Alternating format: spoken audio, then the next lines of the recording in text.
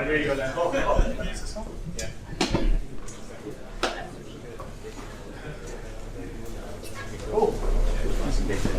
Hi. So I'm back.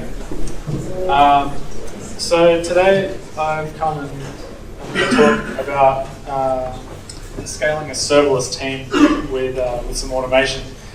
And before I start, I'm going to pass over to Sam. So Sam is the founder of, or one of the co-founders of AWS Group. He's also kind of like our senior manager of the dev team. So yeah, he's the group. The guy has to keep you in line. We fix his bugs. Awesome. Thank you everyone for having us. I'm Sam. This is actually my very first time at the Sydney User Group, so thank you for having us. It's amazing. The turnout here is brilliant and the location is amazing. This is an amazing building, so thank you for having us. I just want to say a quick few words and then hand back over to Dan. I'm not talking tonight. But yeah, I founded the business a couple of years ago with my brother Ryan. I built the first version of our school, so we have an online school that teaches people AWS and helps people get AWS certified. I built the first version of our school in a bedroom, in my mother-in-law's bedroom. I had a chat with Ryan. We had this course on Udemy, and it was going quite well. It was a few months in, and we said, why don't we try and build? What if we could build the biggest cloud computing school, like the place that people come to learn AWS? That was kind of our crazy idea. And I had a few weeks owing to me of leave at my job, so we took the kids and my wife down to the in-laws in Hobart, and I put myself in a bedroom for 4 weeks and tried to build this school. But the challenge that I had is trying to build a learning management system in 4 weeks is very, very difficult. I spent, I think, 2 or 3 days wrestling with Moodle, and then just gave up in despair. It was never going to happen.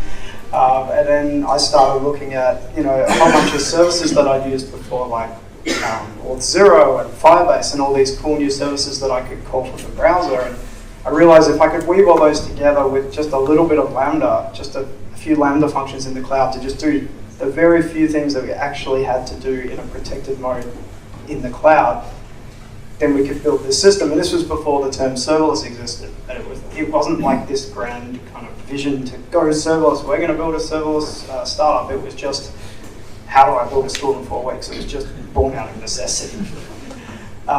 So yeah, we managed to build this thing and get it live, and we started our own school, and it just kind of went crazy since then. And then people started, Amazon started talking about serverless, and so we started really getting into serverless. So we've been serverless since day one, just because of the acceleration that it gave us as a business early on. So yeah, Dan's going to talk a little bit tonight. Dan was actually our first developer hire. First dev on the team beyond myself. And Dan has been dealing with my technical debt for a good couple of years now. That was some of the joy of building. And with this like totally untried serverless thing that you came up with. It'll be fine. It'll be fine, right? So Dan's going to talk about some of the challenges and some of the solutions that these guys have come up with in trying to take what we had done and scale it with I don't mean scale, like Lambda obviously scales automatically, but scale it with humans, with a team around it, and the tooling challenges and the scaling challenges around putting people around those kind of tools. So Dan's going to talk about that, and he's been doing a lot of work on our DevOps and development infrastructure in scaling our serverless teams. So very interesting what these guys have been doing. I just wanted to say we just launched our new website a couple of weeks ago. We get a lot of feedback online, but very rarely actually see people in real life, so it's really nice to be here. So I'd love your feedback. Like, come and talk to me afterwards. I'd just love to hear if you have used our new site. It's only been up for a couple of weeks. What do you think about it? And good things, bad things, everything. So please let us know. I was talking with Gary. We just launched a new course on certification preparation. So it's a new course on tips and tricks for like dealing with the real world issues of the Amazon exams, because a lot of if you're planning to get certified, a lot of the challenges of the AWS certifications are not the technical challenges, it's the comprehension of like how do they ask questions and how do you deal with the exams. So there's like a 3-hour course we've just launched. It's like tips and tricks for exam strategies for getting your certifications. It's a really good course. It's taught by a really good guy called Matthias in Canada. So we'll send a code out afterwards so you guys can all get that course for free. So Gary will send that out afterwards. So we'll send you all a promo code. Thanks for having us. I'm going to come back in November and actually give a real talk on how we build a school and go through some of the challenges, basically the talk that I've given at Serverless Conf and a few other places. So I hope to see you all again in November. Thanks, guys. I'll hand over to Dan now. Hopefully he's not saying my talk's not a real talk. Sounds right. Yeah, so I'm a dev on the team at Guru. I guess I started as full stack, but more recently as I've been growing, I've been moving into a more DevOps kind of role. Again, out of necessity, that's what we do. So yeah, let's talk about that. So who here is serverless? Hands up. Yeah, a few people. So maybe I'll like break it down a little bit. So who's running production serverless code? How about people who have maybe dabbled with serverless, played around with Lambda or something? So we've got a few more. And how about people who have heard of serverless but haven't used it yet, but you want to try it out? Yeah, that's good. All right, that's good. So this talk is for all of you. I mean, the people who are running production code are going to be like, oh yeah, that solves that problem. I'll do that tomorrow. The people who are learning or thinking of learning, this is going to be stuff that you need to think about if you're going to put this into production with your team. So, at a Guru, we use serverless everywhere and for basically everything. Yeah, that's Sam burning a server. That's right. We need to vet your slides. Vet my slides. So some of the ops problems that are already solved when you're using servers aren't solved when you're doing serverless. If you think about if you're building a .NET application, you have Visual Studio, you have all the tooling that comes along with Visual Studio around managing environments, that kind of stuff. You don't have that stuff with serverless. And problems like environments, the variables, so different variables for different developers, the encryption of those variables for your source code so you're not putting it on GitHub. Your AWS accounts, provisioning your environment, your dev environments in AWS. Deploying, new deployments for every dev. Your testing, your dev machines is a massive problem. How do you actually set that? It's not just a matter of installing Visual Studio or IntelliJ or something like that. There's nothing. There's no tools. And then security of your code and of your serverless architectures. So are you saying that serverless doesn't need testing? No, it does need testing. Oh. It's just an unsolved. Like, there's different ways. You have to think about it a little bit differently how you do some of the stuff. So I'll get into that more. So a little bit on Serverless Framework, because we use Serverless Framework and we have since before it was called Serverless Framework. It was called Jaws at one point. Does everyone, hands up who knows what Serverless Framework is? So Serverless Framework is a tool. It's a CLI tool for your system, your dev machine.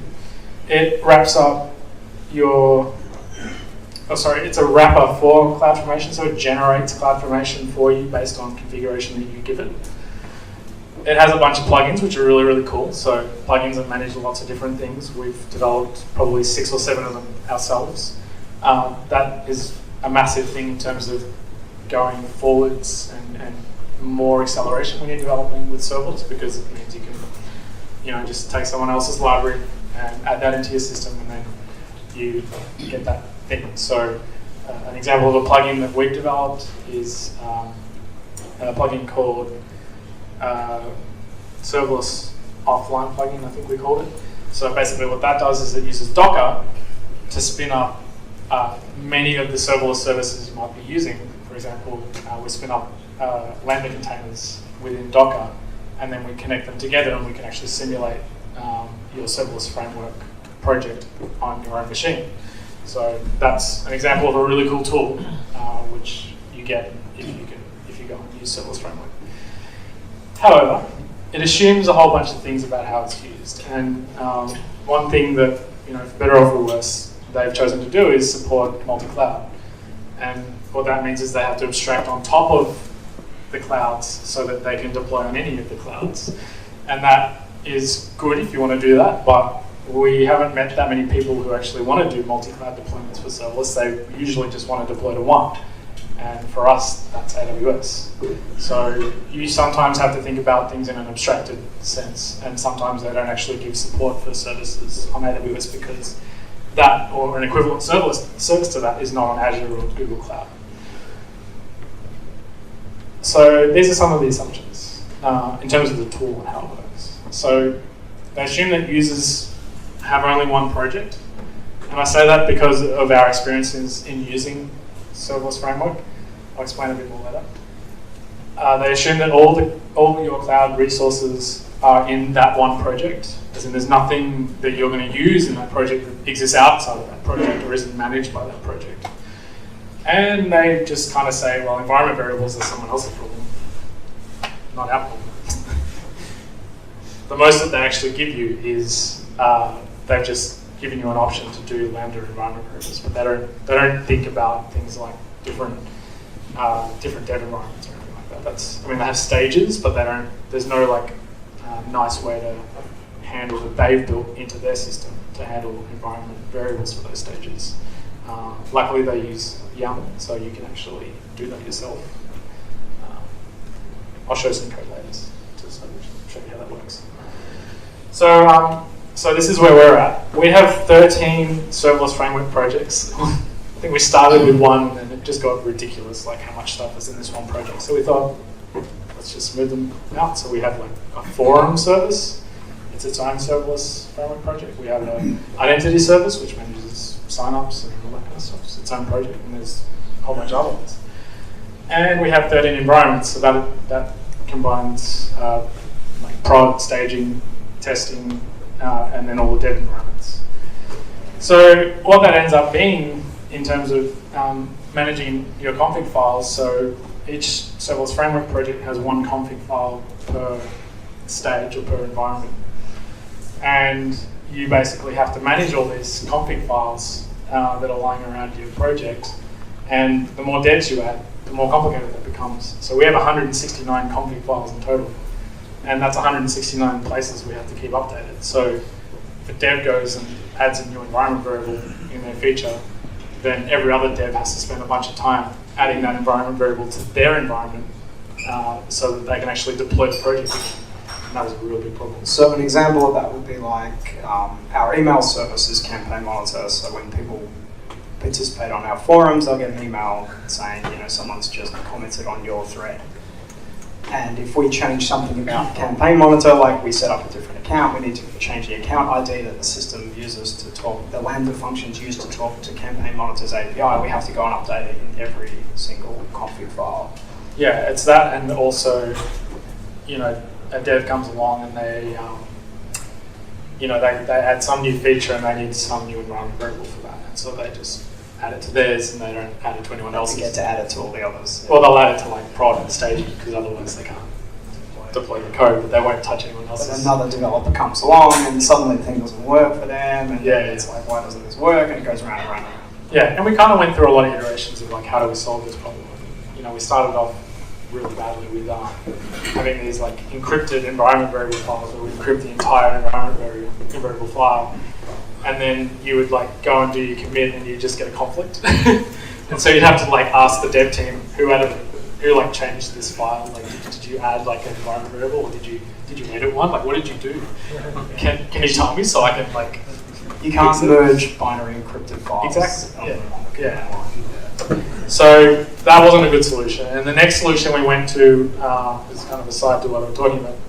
The next solution we went to was using KMS and having a serverless framework plugin, which would allow you to just type in a command line command into your computer, and you would send a new environment variable to AWS. They would encrypt it with KMS and give you back the encrypted form, and then you would put it into your config file, and that way you knew if a specific variable was changed in a particular commit. Instead of just having the entire encrypted variables file changed, you now know, the whatever email service variable changed, so I need to update that. So that was our sort of second iteration of that. And this is now our third iteration of solving that problem. So I think we need a new environment, Dan, because they're two very unlucky numbers up there. It's like unlucky squared. I'm gonna add Ash's new environment, so we'll be able to pull it in. It's okay. So yeah, introducing a tool you might all be familiar with from the server days, Ansible. So who knows what Ansible is? Who's used it? Okay, cool. Unless we're starting at a good same page. So yeah, Ansible is used for obviously managing your various deployments of your system and making sure that they're all doing the same thing. So to put it simply, luckily Ansible has the ability to target your own computer, and that's how we use it. So I'll show you. So now what we have is each developer just maintains one Ansible vault with their own variables. So an Ansible vault is basically an encrypted file which Ansible manages through the Ansible vault command, and you just type in your password for that file. And that now just has all the variables for all the projects across an entire code base. We've gone back to each dev having to manage their own environment variables file, but it's just the one file, and they don't conflict because of the way that we've set it up. So we have a custom Ansible filter which actually sends the environment variables to KMS to be encrypted. So I'll show you later what that filter looks like. It's a really simple Python module. But the way that it actually works is, this is a Ginger 2 template, which is what Ansible uses for templating. So you basically just have the environment variable that came from the Ansible vault, and you use the pipe symbol to send it to this filter, KMS encrypt. And KMS encrypt will do the call out to AWS for you, and it'll run the file, which is really nice, I have to say. I'm glad I came up with that solution. And that's what it is. AWS encrypted 256. So, yeah, Ansible uses the template and the variables to create config files in each of the serverless framework projects. This is one example of that. So this is in our identity service. You just get a Ginger 2 file. You have a destination where that config file needs to be written. So that's in the location where we have all the configs for that service. Delegate to localhost just means run that command on localhost, because I'm not doing anything with servers. I'm just using Ansible in a different way by targeting my own machine as the only server or the only host. And then you can actually pass in all the different environment variables that you need for that template. So pretty simple. And then we have another task for calling out to serverless framework. So there's a bunch of people now. There's an AWS working group in the Ansible project who are actually building a lot of the tooling around AWS and serverless and stuff like that. So the serverless module for Ansible was written by Ryan Scott Brown, who is one of our lecturers actually. He did the Lambda course. He works for Red Hat and he does a lot on Ansible. So check him out on Twitter and follow him. He's a really smart guy. What this does is just passes a bunch of stuff to the serverless framework command and runs it. So that way we don't have to do a shell call or anything like that. So it just makes it easy to read when you're looking at it in here. Yep. So you have KMS encrypted variable that's already encrypted. So the Ansible vault is encrypted so that we can commit it, but the variables inside the Ansible vault are not encrypted. So the reason we encrypt it is for when we deploy it on AWS, it needs to be encrypted on there. So it's two different situations that we're encrypting in. Because you don't want any kind of plain text information stored inside the Lambda functions that get deployed to AWS. That's why they have to hit KMS to decrypt. Did you have a question? Yeah, so this KMS is what? It's a tool which is there on the server, or it's there on AWS? Yeah, sorry, I should have explained what KMS is. So KMS is the key management service on AWS. Basically, they keep your private key and you call their API with your access key ID and secret access key, and they will encrypt the variable and give you back your ciphertext, which you can save and use. And then other AWS services can call KMS to decrypt. So you can use AWS policies to manage what services and what users can actually do the decrypting and stuff like that. So our Lambda functions, the code for our Lambda functions have encrypted information embedded in them. Ansible generates it, and when it deploys out to Lambda, it's got, here's the secret key to talk to campaign monitor, but it's encrypted, and the Lambda function goes to KMS to get the key to decrypt it, so that we're never deploying code to Lambda that has like plain text secrets in it.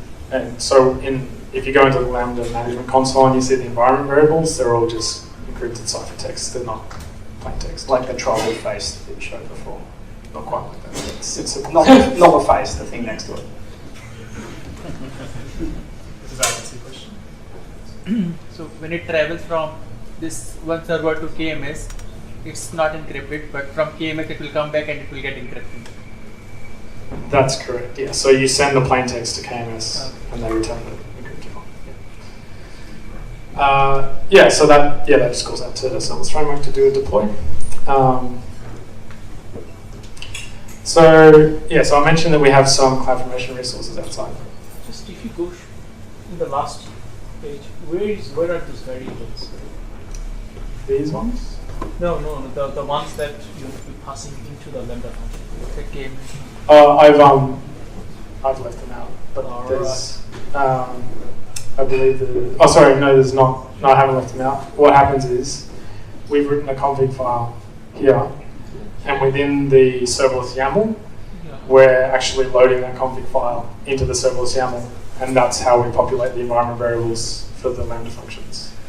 I think I've got an example of that later. So we have some stuff that's managed outside of our serverless framework projects.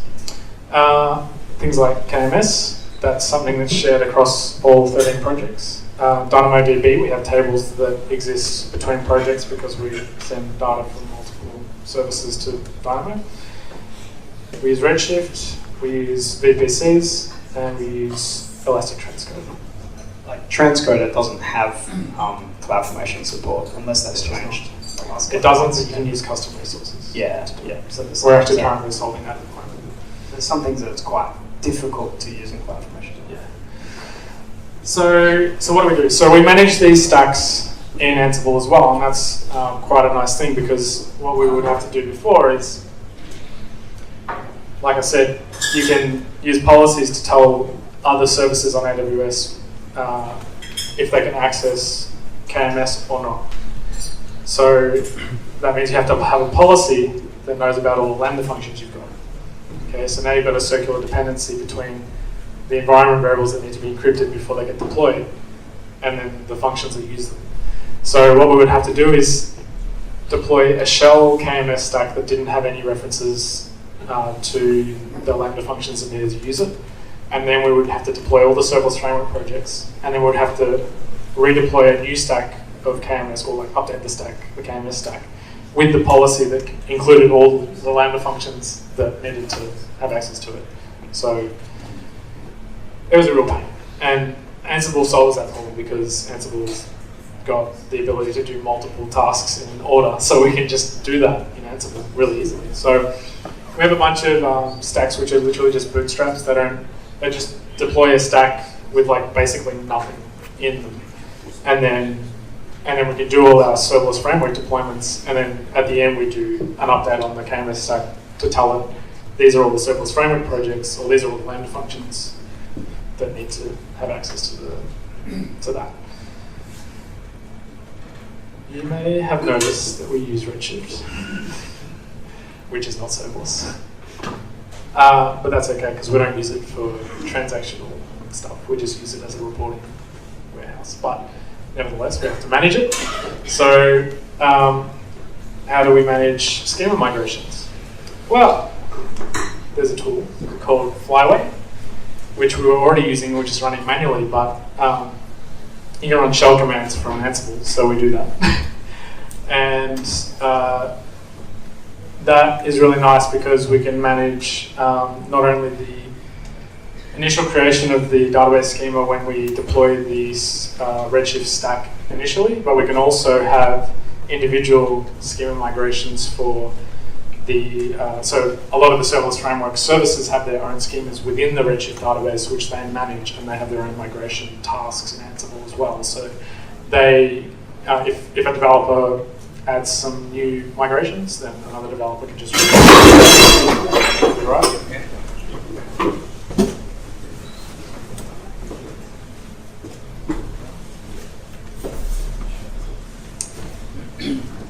Yeah, so we can basically have migration tasks within each of our serverless framework projects, or within, sorry, so there's each of the serverless framework services will have 3 steps in Ansible. It will have a config write step, a deploy step, and then the ones that have migrations have a migration step. And so when a developer wants to upgrade or migrate his database, he just runs Ansible again, and Ansible will just, Flyway will actually manage where they're up to in terms of migrations, and Ansible just runs it. So that's Give an example, how do we migrate schema from test environment to prod environment using this? So this is just for managing one environment. So we don't like.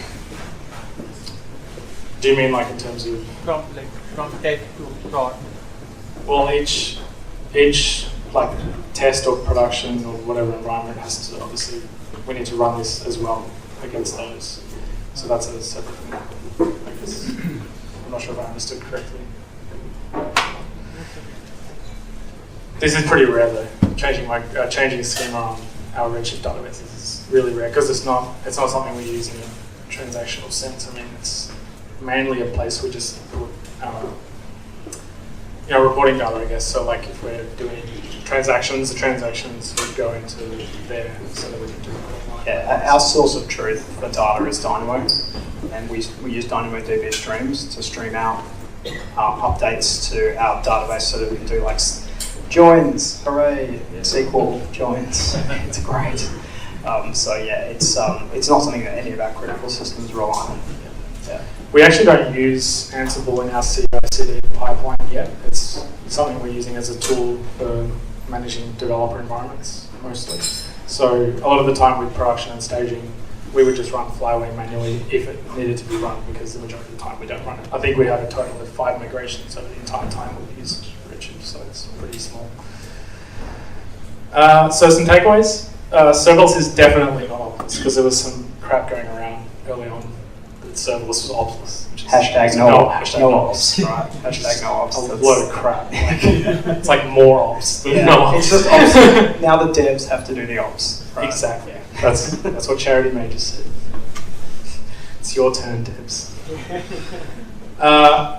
In a way, serverless framework could be better. I think it's not necessarily wholly their fault. They probably never intended it to be used this way. It's probably our fault. A lot of people aren't running massive production workloads in serverless yet. A lot of people are doing small workflows, and so serverless framework's great for that, because if you're just doing like, if something lands in this bucket, send me an email. That's like so easy to do with one serverless framework project. You don't even need like anything. You just run it from your computer. But if you're going to run a whole LMS, which is based on like using serverless framework as your tool, then it's a bit sort of lacking in some areas. Are you using step functions in your No, we haven't started using any step functions yet. I guess we sort of, before step functions were released, we sort of started solving some of the orchestration problems ourselves around like, in what order do things have to run and stuff like that. And so in a way, like we're set up so that we don't need step functions. But I guess there are certain situations in which step functions could be really good. So What about serverless framework support this? I haven't used it. I don't know if they do. Do they? I'm not sure. There's a plugin? Okay. Yeah. Question, because you have got that many services, there are obviously dependencies in the S3 bucket name of the other service that is creating. Okay, an example is the easy one. S3 bucket name is because it's name. Yeah. Some other things that are probably happening. In other words, back in the other old days, if you need a CLI describe to find out before you deploy, that type of thing, how do you where do you find the describe function to before you so that you pass that into your Ansible?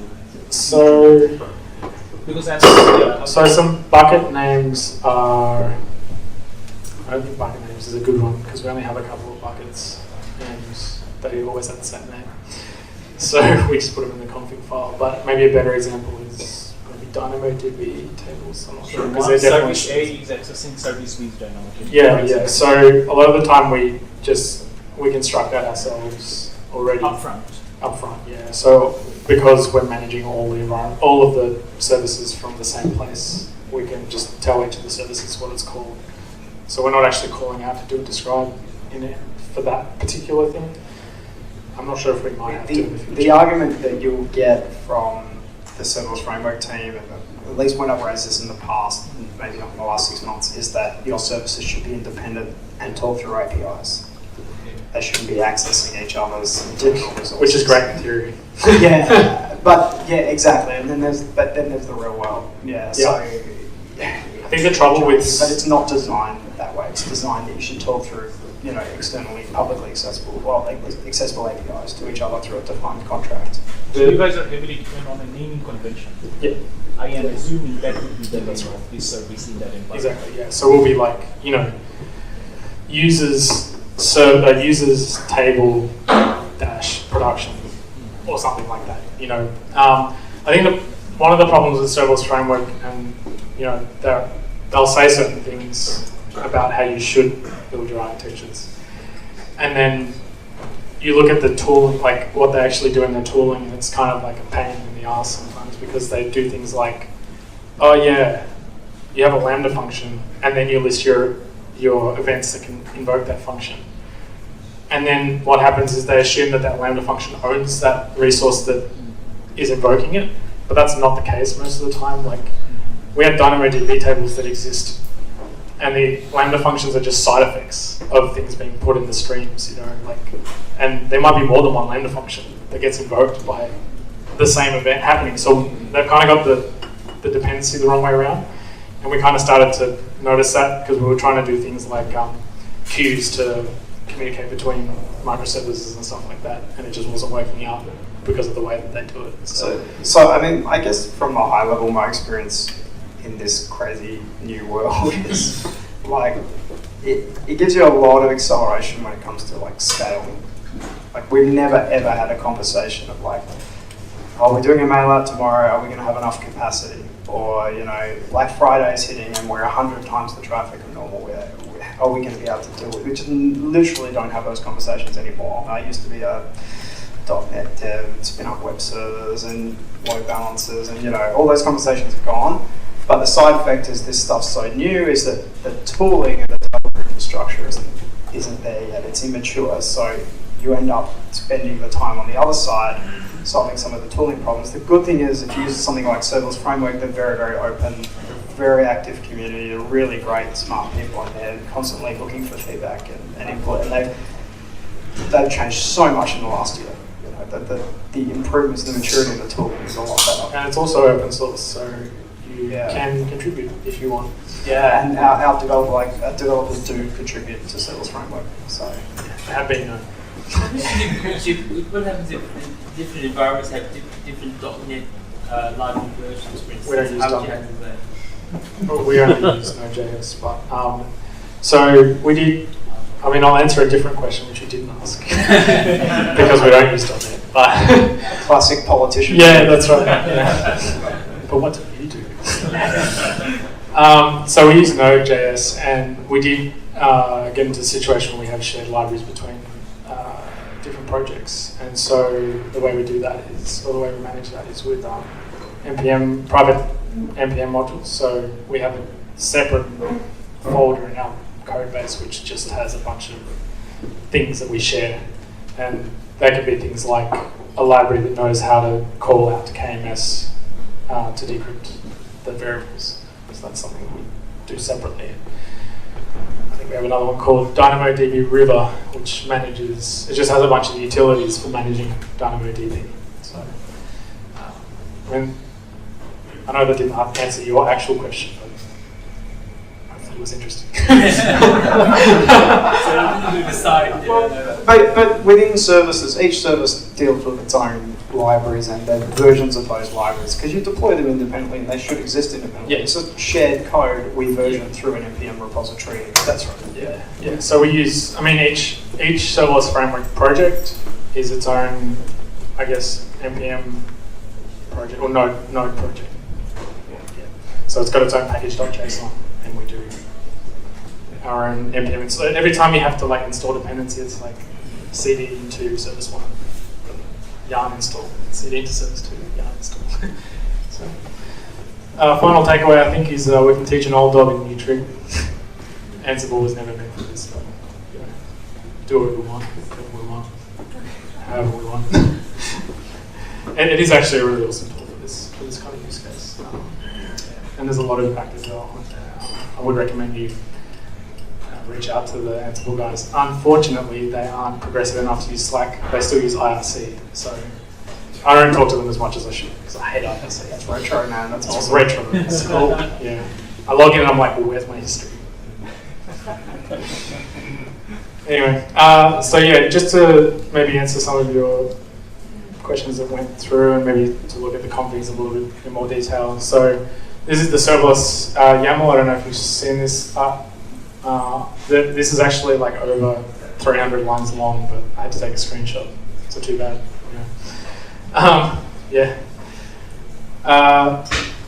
So some of the I guess environment stuff is here, but we can also import with YAML. You can do a thing where you actually load up other YAML files into the current YAML context. So that's how we do it with our environment variables. So we know where all the environment variables are, and they're named in a certain way. So it's like config-dan for my environment. So the stage which you run serverless framework with is Dan.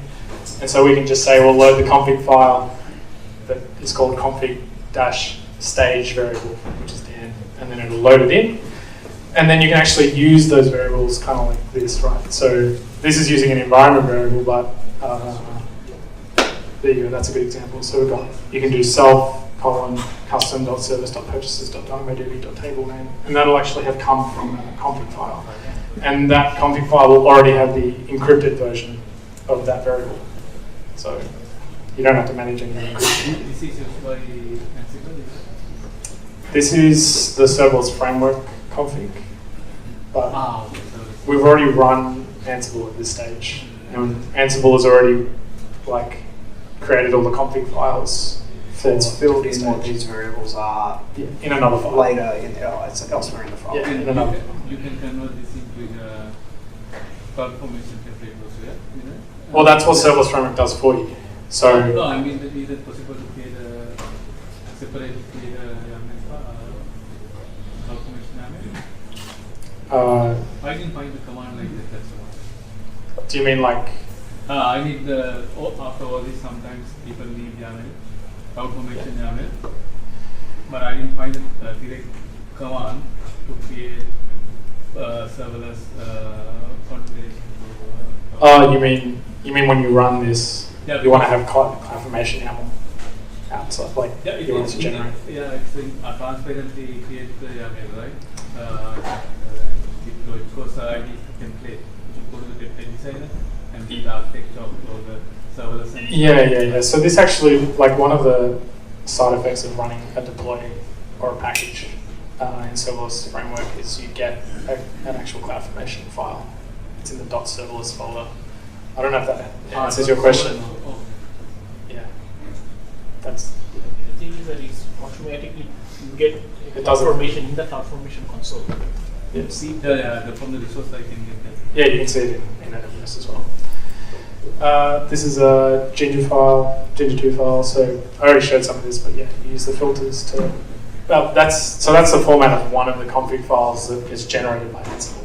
But obviously, instead of having that, it'll actually have just like a ciphertext instead. So that's what they look like. I don't think I have a screenshot of one with ciphertext. This is the entire bootstrapping of the Redshift stack. So, this is another cool thing I haven't mentioned. So, Redshift is within a VPC, right? And so we don't have it just open to 0.0.0.0/0. That'd be stupid. So, how do we actually manage the schema migrations in Ansible? So, in this case, I do have to call out to AWS, not to do it describe though. So, we create the stack. We use a shell command to this website to get our current IP address for the local machine, so your dev machine. And then we actually go to the EC2 security group using the EC2 group module in Ansible. And we write that in the ingress rules that your current IP address should be allowed access to actually get access to Redshift on the correct port. And that sets up Ansible to be able to connect in later and do its migrations. Yeah. I'll finish up quickly. So our top level playbook is just really simple, just the order of things that happen, load configs, write environment variables, install dependencies, and then bootstrap a bunch of stacks, and then run migrations and eventually deploying serverless framework projects. And this is the filter I was talking about earlier. So this is all it does, right? It's got two commands. It uses the Python Boto3 library, which is the AWS library, and calls out to KMS with the correct information to encrypt or decrypt. And you can use that as a filter anywhere in your templates in Ansible. So Ansible can call the Python function. Ansible written in Python. Yeah, but I was saying that in this case, you wrote it in Python and you use that. You just make a filters folder and you dump that file in, and then you can call it from anywhere in your Ansible file. That's in the filter, right? Yeah, that's a filter, Ansible filter. Yeah. Really easy. One final thing, serverless conf, which we also run, is the next one's coming up. It's in New York. Not saying you have to get there. That's going to be really awesome. If you can convince your managers for the training spend to fly to New York, it's an awesome conference. It really is amazing as Is it a free ticket? Maybe we could work something out. Yeah. As a dev going to this, it's really, really valuable. I was saying to someone earlier that Microsoft actually sent their Azure Functions team to man the booth, and they were telling me how they run Node.js functions. And they actually they don't run like a Node container, they run a C# container. And then they have Node.js, the runtime, as a DLL for C#. And then they run your function within that. Pretty cool. Classic. Pretty cool stuff, yeah. Yeah, it's a great conference. We're running it in New York in October, and yeah, you get all the actual engineers from the cloud teams, like the people who build Lambda, the people who build Azure Functions, Google are a sponsor, IBM, like everybody's there. It's really cool. And even some of the smaller players in the serverless space, some of these startups that are coming up, attend as well, and they're showing off some really cool tooling that you can use. There's all these startups that are trying to compete with Lambda. It blows my mind. It's amazing. Well, there's those kind of startups, and then there's the startups that develop tools, Yes. like databases and like FaunaDB and serverless framework. Serverless framework, a sponsor, yeah. So yeah, that's great. Anyway, thanks for listening. Thanks for your questions. I hope you enjoyed it. And I just want to say, I'll be back in November. I'll give a talk. It won't be nearly as hardcore as this, I'm sorry. It's going to be more of a story on Eklager and the startup and some of the stuff we did in serverless. It'll still be technical, but not so hardcore. So I apologize in advance, but I hope to see you guys then. And I do try to make my talks a little bit fun with the memes and stuff. But yeah, if you have any feedback for me, you can ping me on Twitter. I'm always happy to have new followers as well. Cool. Any questions? Yeah. It's a question for Sam. So a lot of us are doing CloudFormation courses, and I know that Matthias has recently launched the sort of helper to get us through some of the associate courses. Can you share some more like future exciting stuff that Cloud Guru is going to be doing? That's a great question. So we just raised a Series A funding for the business, so that's great. We've now taken on some partners helping us to scale it. We're going to be launching Azure courses in a couple of weeks from now. Don't hold me to that date. It's been a couple of weeks from now for a while now, but we're going to be doing Azure certifications, Google certifications, and AWS. So we're going with all the clouds and Linux certifications. So all LPIC and Red Hat. So we're launching. I mean, it was always our kind of idea. Our goal was to be the place to learn cloud computing. It wasn't just AWS. It's just that's where most of the market is at, and that's what we love. But yeah, we got a whole bunch of new content coming out. We've also got a lot of new AWS offerings in the pipeline that'll come out in a couple of months from now. Really interesting stuff, but I can't tell you what it is. But please, keep updated. If you join our site, you can join it for free, and then you'll get emails as we release new content. And as I said, we will send a promo code out to everyone here to get Matthias's course, because if you are thinking about getting Amazon certified or you want to get a better score than last time, it's a really good course. Matthias literally got 100% on the CSA exam the first time he did it. The guy is insane. I don't know how he does it. So yeah. Do you have any apps offline? Yes, we have an app coming. Sorry. Upcoming. Yes, it's in production right now. The developer is back in Melbourne. We don't let him sleep. We've been wanting it for a long time. It'll come out with a new release probably in October. It's in production, offline sync, and all the new content we're releasing will be all supported with the app as well. So not just the certification stuff, but we've got a bunch of new stuff coming. That's iPad. And iPad, Android, mobile, everything. Yeah. And don't forget you can download individual videos already on the site. Yeah, but then that is Not as nice, but It's annoying. if you need to download it for offline, it's a way. Is there another question? No more questions? Thank you. Excellent. Thank you